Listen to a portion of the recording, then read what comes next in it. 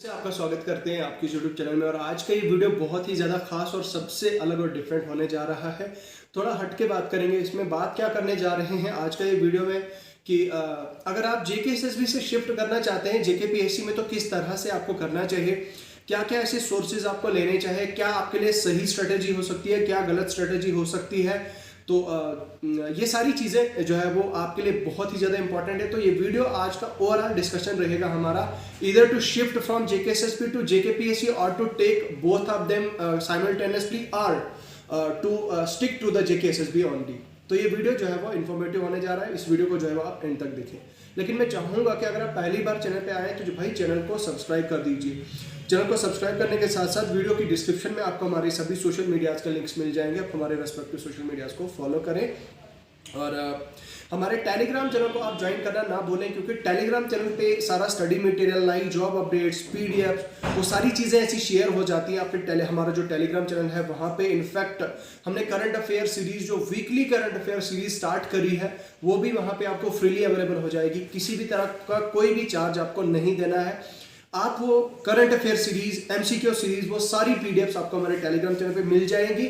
तो चलिए आज का ये वीडियो स्टार्ट करते हैं और अपना डिस्कशन करते हैं। देखिए, the very first thing that comes in mind, of course बहुत सारा जो पूरा JNK का जो यूथ है, जो ऑलमोस्ट 90% JKSSB के एस्पिरेंट्स हैं, दे आर प्लानिंग और they are deciding to shift from JKSSB to JKPSC।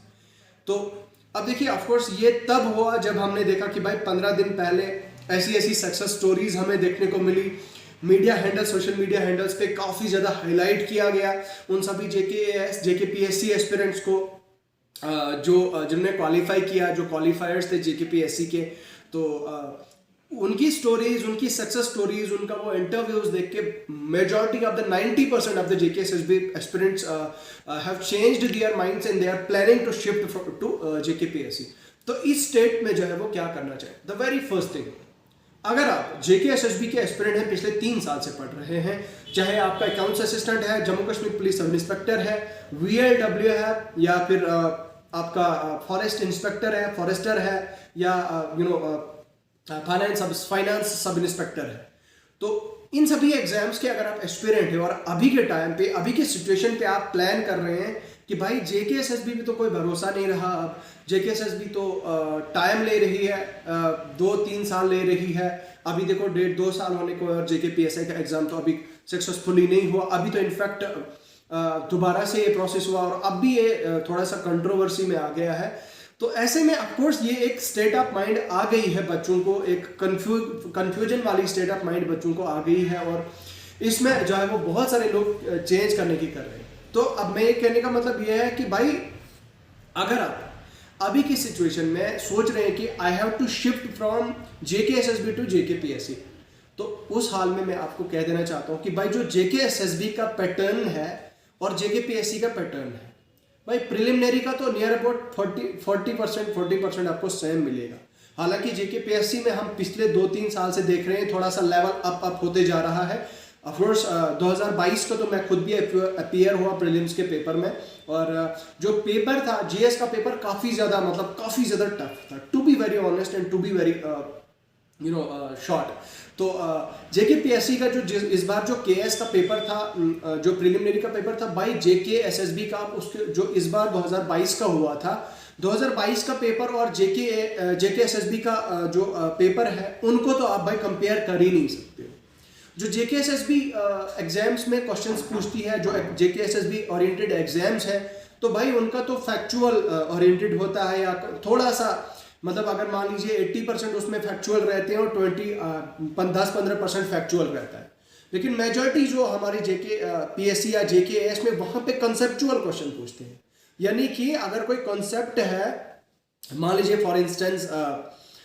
For example आपको स्वदेशी मूवमेंट है, मॉडर्न इंडियन हिस्ट्री का, या बायकॉट मूवमेंट है, तो स्वदेशी एंड बायकॉट मूवमेंट तो भाई JKSSB ज़्यादा से ज़्यादा इस क्वेश्चन को लेके पूछ सकती है कि भाई स्वदेशी मूवमेंट कब हुआ था, कौन से लीडर के जरिए से हुआ था, किस किस लीडर ने इसमें पार्टिसिपेट किया था, किसकी वजह से पार्टिसिपेट हुआ था, ये पूछ सकती है। But on the other hand जो स्वदेशी मूवमेंट है, इसको अगर जेके पीएससी जेके एएस का क्वेश्चन बनाया जाए तो भाई थोड़ा सा अलग लेवल का क्वेश्चन होगा। वहां पे ये नहीं होगा कि भाई कब स्टार्ट हुआ था, कौन सी डेट थी।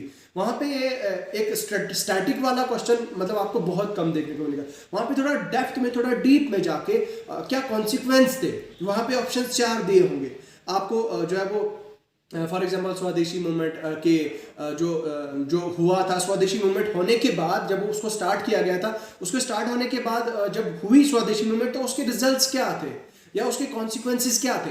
वहां पे उसके क्वेश्चन के जो है वो पार्ट्स में वहां पे स्टेटमेंट्स दे रखी होंगी, स्टेटमेंट 1, स्टेटमेंट 2, स्टेटमेंट 3, स्टेटमेंट 4, और फिर ऑप्शंस में दिया होगा ABCD, और ऑप्शन में दिया होगा वहां पे लिखा होगा कि भाई बताओ इनमें से कौन कौन सी स्टेटमेंट करेक्ट है, 1 2 3 और 1 2 या 1 ओनली या सेकंड ओनली, इस तरह के ऑप्शन दे रखे होंगे। तो भाई अगर आपने जेके एसएसबी ओरिएंट पढ़ा है, भाई थोड़ा रट के पढ़ा है, कंसेप्चुअल क्लैरिटी नहीं है आपको, तो भाई उस जगह पे आप फंस सकते हो, वैसे क्वेश्चन में आप फंस सकते हो, क्योंकि उन वैसे क्वेश्चन के लिए जो है वो डीप एनालिसिस चाहिए। मैं आपको डिमोटिवेट बिल्कुल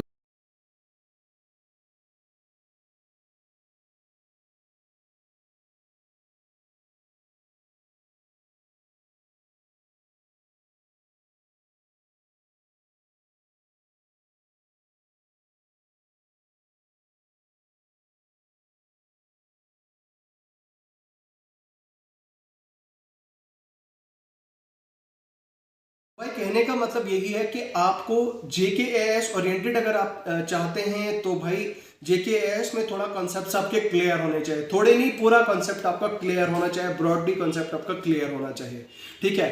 तो भाई ये तो रही प्रिलिमिनरी की बात। उसके बाद असली खेल शुरू होता है तब जब आपका प्रिलिमिनरी क्वालिफाई हो जाता है। गेम तो आसान नहीं है यहाँ पे भाई। जेकेएसएसबी में आप एक क्वेश्चन पेपर देके आते हो, 100-150 नंबर का होता है, 120 क्वेश्चंस होते हैं, उसमें आपका मतलब आपने मेरिट कट ऑफ जो है वो क्लियर कर दिया तो भाई आप इन हो, आपकी जॉब लग गई। अगर आपने मतलब कट ऑफ क्लियर नहीं किया तो भाई आउट हो आप। लेकिन जो जेके पीएससी की गेम है थोड़ी सी डिफरेंट है भाई। जेके पीएससी जेकेएस का जो जनरल स्टडीज का पेपर है उसमें आपको मिनिमम कट ऑफ एक तो क्लियर करना ही करना है। जेकेएस का जो जनरल स्टडीज का पेपर है 200 नंबर का होता है, 100 क्वेश्चंस होते हैं, और 100 क्वेश्चंस में से 200 नंबर का होता है, और उसमें मान लीजिए 40 50 55 55 ऐसे ऐसे कट ऑफ जाते हैं।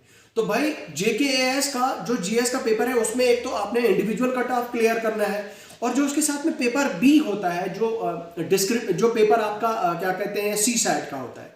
सी सैट में आपका 33% मिनिमम चाहिए, ठीक है। तो भाई 33% आपके जो है वो चाहिए चाहे सी सैट में। उसमें सी सैट में आप जानते हैं कि इंग्लिश का रहता है, रीजनिंग का रहता है, मैथमेटिक्स का रहता है, एप्टीट्यूड का रहता है। तो भाई कहने का मतलब यह है कि जो जेकेएस है, जेकेएस के लिए एक डिटेल्ड एक प्रॉपर एक स्ट्रेटेजी चाहिए, और उसका मतलब ये नहीं कि भाई आप प्रीलिमिनरी के लिए पढ़ो and you will go and appear for the preliminary.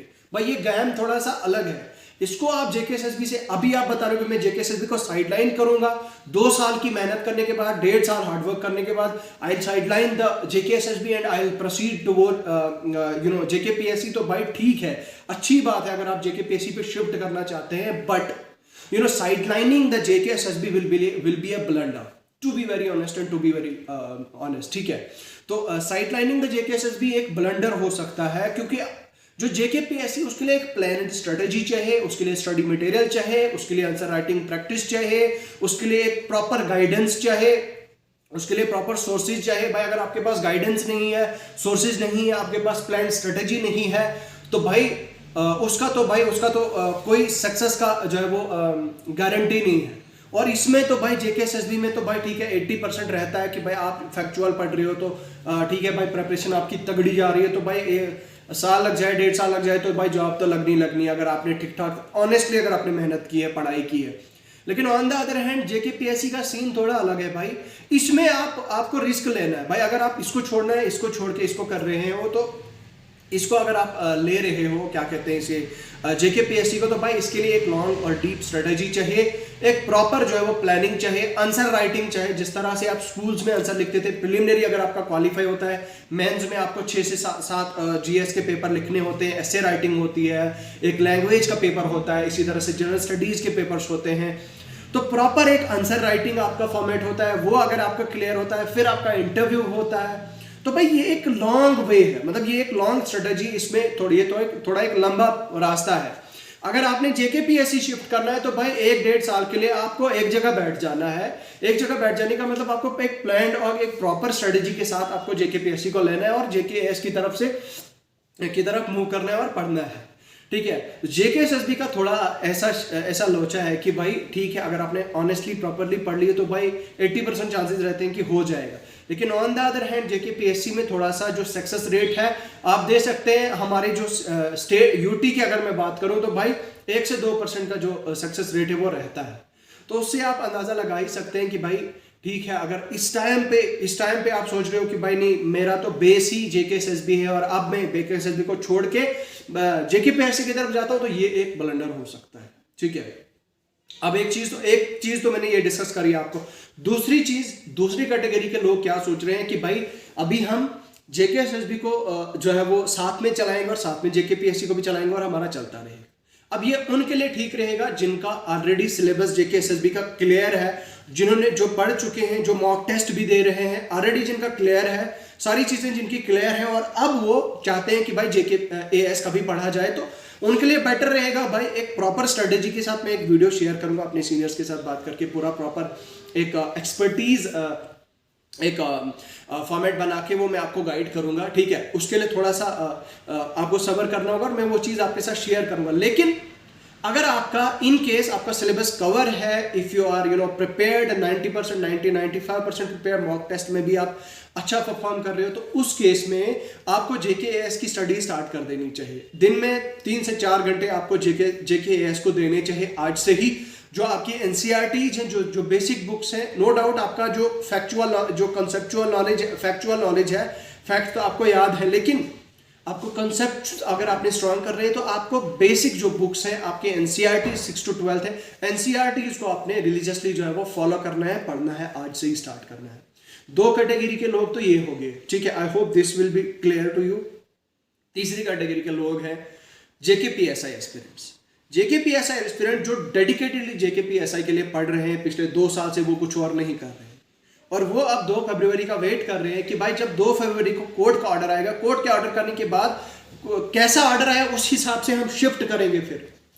तो भाई ठीक है, मतलब मैं ये कहता हूं कि अभी आप जो सोच रहे हो ठीक है, 2 मिनट के लिए फॉर इंस्टेंस आप जो सोच रहे हो ठीक है, अगर आप लगता है आपको कि 90+ स्कोर है आपका और आप मेरिट में फॉल करोगे, then wait for the orders of the court, ठीक है। कोर्ट के ऑर्डर्स का वेट करो और कोर्ट के ऑर्डर्स का वेट जो है वो ऑर्डर्स आने के बाद क्या डिसीजन होता है उसके हिसाब से आप डिसाइड कर सकते हैं। फॉर एग्जांपल अगर आपको कहा जाए कि भाई दोबारा से एग्जाम होगा तो भाई उसी हिसाब से फिर आपको उसी ट्रैक पे चलना पड़ेगा। तो लेकिन my personal suggestion will be कि अगर आप वेट कर रहे हैं, कुछ भी नहीं कर रहे तो भाई कुछ भी ना करने से बेटर यही रहेगा कि to take the NCERTs and start reading, ठीक है। अब एनसीईआरटीज का तो आपको पता है कि भाई पहली रीडिंग में तो होगा नहीं, कुछ समझ नहीं आएगा, ठीक है भाई। जो समझ आ रहा है तो पढ़ते गए, फर्स्ट रीडिंग में तो इतना होगा, सेकंड रीडिंग में भी आप चलते गए तो थोड़ा सा हाईलाइट करते गए भाई, ठीक है, एनसीईआरटी में चलते गए, पढ़ते गए।